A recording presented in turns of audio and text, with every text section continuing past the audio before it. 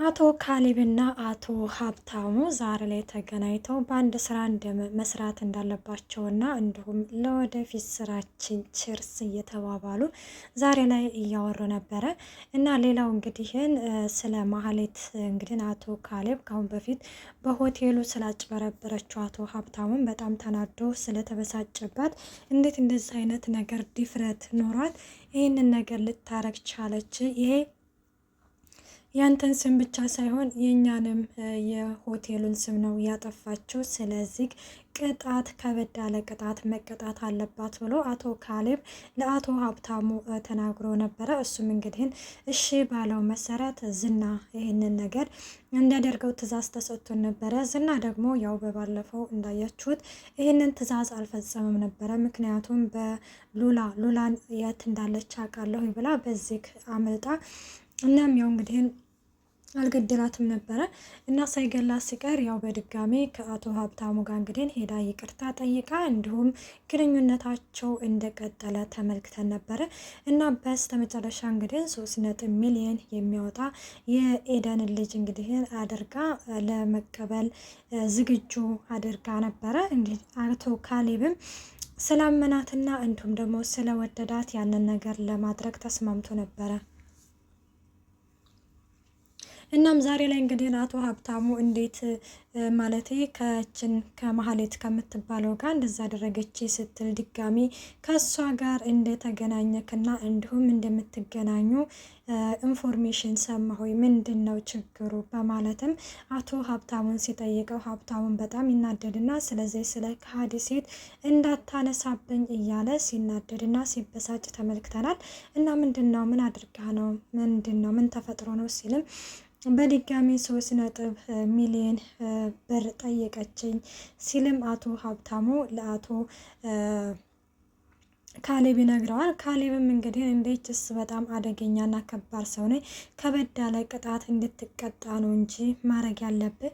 እኔ አሁንም ቢሆን ያልገባኝ ነገር ቢኖርም እንዴት በድጋሚ አምነሃት ማለት ልታገኛቻልክ እያለውም እየጠየቀው ነበረ። አሁን እኔ ስለ ማህሌት ላወራክ ሳይሆን የመጣሁት ስለ ስራ ላወራ ነው፣ ማለቴ ወደፊት አብረን ስለምንሰራው ስራ እያለም አቶ ሀብታሙም እንግዲህ ይህንን ጥያቄ እንትን ይለዋል። እንግዲህ ብሩንም ደግሞ በእጥፍ እንደሚከፍል ሲነግረው አቶ ካሌብም አይ ዛሬማ ትክክለኛው ሰው ጋር ነው የመጣው ቼርስ ስላደሱ ስራችን እየተባባሉ ተመልክተነዋል። ሌላው እንግዲህ የዝናን ወንበር የወሰደው ሰውዬ ነው። እሱ እንግዲህ አቶ ካሌብ ሲመጣ ያው ውጣ፣ ግን ደግሞ ከዚህ ስትወጣ በዚህ ልብስ እንዳትወጣ ልብስ ቀይረ ውጣ ብሎት ነበረ እና ከዛ በፊት ግን የሆነ እያወሩ ነበረ። እሱ ምንድን ነው ያው ስለ መድብልን እንዴት ነው ሲልም እንግዲህ እየተከታተል ነው ነበርና እና በስተመጨረሻ ተሰወረብን ሲልም ያችኛዋ ልጅ ማን ትህትና ሲል አዎ ትህትና ነስ ምን አደረሳችሁ ሲልም እሷንም እየተከታተልናት ነው የሚል እንግዲህ ይመልስለታል። ቆይ እናንተ ከእንደዚህ አይነት ውጪ ወሬ አታቁም እንዴ ሲል እንግዲህ አቶ ካሌብም ነገሯን አንተ ምን ጥፋት አለብህ ማለት የዝና ምንድን ነው የሚባለው? እና አቶ ካሌብን በነገራችን ላይ እኔ ወሬ ሳይሆን የምፈልገው ተግባር ነው።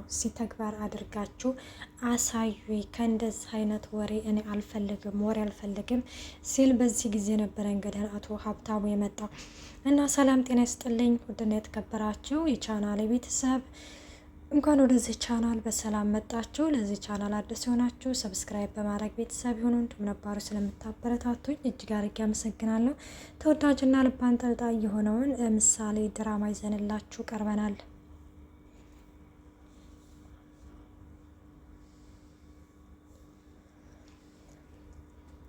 ሌላው እንግዲህ ያው ዝና ይሄ ማን ነው ብሩክና መድብል እንግዲህ ቅርታ ምናምን ተሰይተዋል። ምክንያቱም እንግዲህ አቶ መድብል ያው ያን ሁሉ ዳይመንድ እያለው ልጄ ለማሳከም ያን ሁሉ ስቃይ ሳይ ለምንድን ነው ያረዳኝ ሲልም እንግዲህ ዝና ተበሳይቶበት ነበርና እና ወንድም ጋሽ ዛሬም እንዳኮረፍከኝ ነው እንዴ? አሬውኔ ይህንን ሰውዬ መላበሉኝ አለበተዛ ራሴን አጠፋለሁ ሲል እንግዲህ አቶ መድብል ከዛ ብሩክ በዚህ ጊዜ ምን እያልክ ነው? ምንድን ነው የምትለው ሲልም አወራኸኝ እንዴ እኮ እኔ እኮ እንደማትጨክንብኝ አውቄ ነበረ እያለም እንግዲህ ከዛ ከመድብል ጋር እኔ እኮ ተናድጄብህ ማለት አኩርፌህ ሳይሆን ተናድጄብህ ነው ሲልም ይኸውልህ ይህንን ነገር እኮ ለመናገር እኔም እኮ ቀን እየጠበቅኩ ነበረ እያለም እንግዲህ ያው ያወራሉ አንዳንድ ሀሳብ እና በቃ ለማንኛውም ሁሉን ነገር ተዉትና ቁርሳችን እንብላ ይባባላሉ እና ቁርሳቸውን እንግዲህ ይበላሉ። ያው ሌላው ምሳሌ ነች። ምሳሌ እንግዲህ ያው በጣም አምሽታ ስለተኛች ስታጠና ብሩክ ልቀስቅሳት ብሎ ነበር። አይተዋት ምናምን እኔ በኋላ እሰራላታለሁ ምናምን ትላለች ቅድስትዬ። እሱም እንግዲህ እሺልና ቁርሳቸውን ይበላሉ ማለት ነው። እና ቢደባበሩም ብሩክና መድብል እንግዲህ ተደባብረዋል። እና ቁርሳቸውን እንግዲህ ይበሉና ሻይ ምናምን አፍልታ ነበረ እና ሻይ እንግዲህ ተፈልቶ እየጠጡ ምናምን በመካከል ብሩክ ይሄ ማን ነው ሞገስ ጥያቄ አንስቶ ነበረ። እሱ ምንድነው እንግዲህ እኔ የምልህ እስቲ ንገረን እስቲ ዘሩባቤል ማን ነው እስቲ ስለ ዘሩባቤል ንገረን ምናምን ሲለው እንግዲህ በዚህ ጊዜ ማለቴ እንዴት ብለክ ነው የተዋወቅከው ሲልም ይኸውልህ ለስራ ስትተዋወቅ እንዲሁም አንድ ሰው አዲስ ሰው ስትተዋወቅ ትክክለኛ ስምህን መናገር የለብህም ምክንያቱም ችግር ያመጣብሃል ሲልም እንግዲህ ይነግረዋል ማለት ነው። እና በዚህ ጊዜ እንግዲህ እንደዛ ሲለው ቅድስትዬ በቃ ይሄንን ነገር እንትውና ቁርሳችን እንብላ ይባባላሉ። ከዛ እሺ በቃ ይባሉና እንግዲህ ሻያቸውን እየጠጡ እየተጫወቱ በመካከል ዳጣ ትመጣለች። ዳጣዬ እንግዲህ ስትመጣ ያው ቤቱ ቀዝቀዝ ብሎ ነበረ። እንዲሁም ሉላ እንኳን መጣሽ ቤቱ ቀዝቅዞ ነበረ እያለቻ ነበረ። ከዛም ችግር አለ ታዲያ ዳጣዬ መጣለች ሞቅ ሞቅ እናደርገዋለን እያለችም ቆይ የምላችሁ ቆይ እናና መቼ ነው እንዴ ምነው ፈዘዛችሁ የቅድስትዬና የብሩክ ሰርግ መቼ ነው እያለችም ትጠይቃቸዋለች ማለት ነው። እና ስትጠይቃቸው እንግዲህ ብቻ ሄዳችሁ ቀበሌ ምናምን እንፈራረም እንዳትሉ ስትልም እንግዲህ እንዴ መዘጋጃ ማለት ነው ሲል እንዴ መዘጋጃ እኮ ምን ነው ወደ ቀበሌ እኮ ተቀየረ እኮ ቆየ እኔማ እንትን የሚለኝ የሰርጋቸው ዕለት ለመፈራረም ሲሄዱ ቆይናና ስራ ላይ ነን ከምሳ በኋላ ነው እንዳይሏቸው ብዬ ፈራለሁ እያለችም እንግዲህ የደበራቸውን ሰዎች እነ መድብልን ስታስቃቸው ተመልክተናል።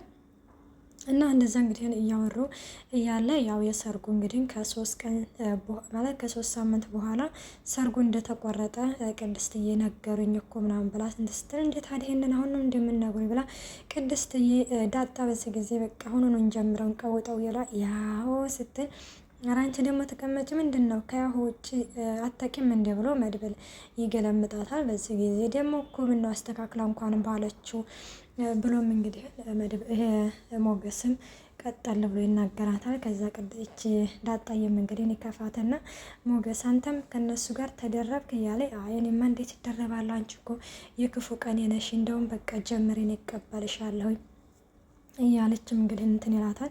እኔ ለማንኛውም በልቶ ካች አይደለሁም እያለችም ያው እንደ ማህሌትን እንግዲህ እንዳያችሁት ጎዳና ላይ ወጥታለች በድጋሚ እና በዛን ጊዜ ማታ አገኝታት ነበርና እንግዲህ የምታድርበት ብር ሰጣት ምናምን ተለያይታለች ማለት ነው።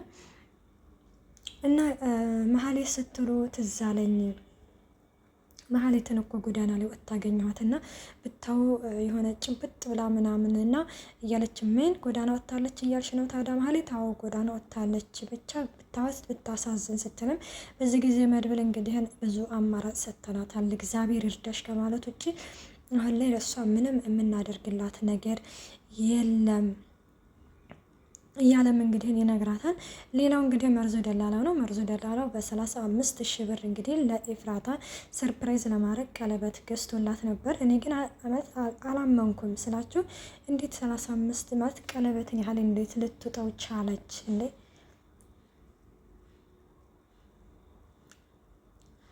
ቢያንስ እንኳን ጉሮሯ ላይ እኮ የሆነ ነገር ምንም ነገር እንትን ሳይል እኔ ግን ሳስበው ደብቀው ይመስለኛል ማለት ምክንያቱም እንግዲህ መርዞ ደላላ አሁን ላይ ብዙ ጊዜ ገቢ እያገኘ ስለሆነ ያው ይሄንን ነገር ሊደብቅና ሊያዘው ብላ እኔ እንደዛ ነው እንጂ የሚመስለኝ እኔ በፍጹም 35,000 ቀለበትን ያህል ውጣው ነው አለለም። እና በጣም ተናደው ምናምን እኔም ብሎ ሰርፕራይዝ አድራጊ እያለ እንግዲህ በቃ ራሱን የለም። እና በዛ ላይ እንግዲህ ወደ ማህሌት ጋር እየሄደ ነበር። ወደ ማህሌት ጋር እንግዲህ የሄደበት ምክንያት ምንድን ነው? ቀሪ ሂሳቡን ለመቀበል ነው። እና ማህሌት ደግሞ አሁን ላይ ኤደን አጋልጣት እሷም ሜዳ ላይ እንደወደቀች አላወቀም። ሁለቱም እንግዲህ ሲፈላለጉ ጎዳና ላይ ይገኛሉ። እንኳንም አገኘው ሺ እና ቀሪ ሂሳቤን አምጪ ምናምን ሲላት እንግዲህ ማህሌት አጅሬት በዚህን ጊዜ ጉርጎኝልሃለሁ መርዙ እኔ ራሱ ወደ አንተ ልመጣ ነበረ የሆነ ትንሽ ብር እንዳለህ ልጠይቅህ ምናምን ስትለው ትቀልጃለሽ እንደ ይኸውልሽ አሁን ነው ለአቶ ሀብታሙ ደውዬ ነው የምነግረው ሲል አንተ የገባህም እንደ ሁሉንም ነገር ኤደን ነግረዋለች እያልኩ ነው ምናምን ስትለው ማነች ደግሞ ኤደን ይላል። ከዛ የሆነች ኤደን የምትባል ነበረች እንደውም ያለኝን ብር በሙሉ ወስዳብኛለች ሲልም እኔ አይመለከተኝም አሁን ቀሪ ሂሳቤን አምጪ ብዬሻለሁ ሲል እንግዲህ ያምሃል እንዴ ሲል በቃ ትጭፊብኝ ሰምቼሻለሁኝ ይላል። እና ማለት ብር ጠየቀችው ማለት ነው። እና አሁን ፖፖ ሊገዛ እየሄድኩ ነው። ለምን ደግሞ ፖፖ? ለእህትሽ ነው፣ እህትሽ ነች ግማሽ ሂሳቡን እየበላችው እኔም ብሎ ሰርፕራይዝ አድራጊ ቀለበት አድርጌላት ቀለበቱን ዋጠችው ሲልም ከዛ አንተ ያምሃል እንደ ጤነኛ አይደለህም እንዴ በ35,000 ብር ቀለበትን ያህል ትገዛለህ እያለችም አዎ እኔ ጤነኛ አይደለሁም እኔ አብጃለሁኝ ጤነኛ አይደለሁም እያለ እንግዲህ እየተናደደ ወደ ቤቱ ይሄዳል። እና ወደ ቤቱ እንግዲህ ሄዱ ኤፍራታ ጋር ፖፖ እያለ ለምን ነው ደግሞ ፖፖ ምናምን ለእኔ ነው እንደ ስትለው አይ ማለት ለሁላችንም ነው እና ቀለበቱ እንዴት ነው ተልባው ምናምን እንዴት ባልጠፋ ጊዜ በአሁኑ ጊዜ እንዴት ተንሸራታች ይዝሻል እያለ ማለት ድርቀት ይዝሻል እያለ እንግዲህ ይላታል ማለት ነው። እና ቀለበቱም እንግዲህ ይገኛሉ ይሰገኝም የሚለውን ቀጣይ ፓርቲ ዘንላ እስከዛው መልካም ቆይታ ባይ ባይ።